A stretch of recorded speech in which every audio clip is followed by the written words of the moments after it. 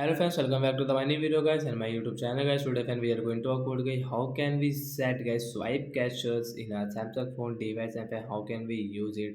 Means guys gesture navigation guys you want to use in your Samsung phone device, so then how can you use and then how can you set. Today friends, I will show you, I will tell you in this video guys. So before starting video friends, first of all go and subscribe the channel guys, click the bell icon, like the video.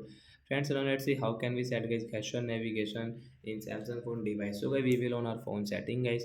After on phone setting, I scroll it. Friends, you can see this type of setting. So friends, we will click on guys this phone display and brightness setting. Guys, tap here and guys scroll it. Friends, click on navigation bar.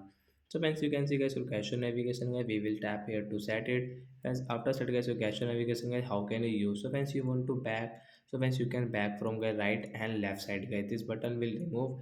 And guys, you want to close any app, so guys you can close like that. So like that guys, we can use guys this cache navigation setting guys, so we can back from the right and left side, close app from here. So that's it guys. Thanks for watching the video guys. I hope you understood how to set cache navigation in Samsung phone and how to use it. So bye guys.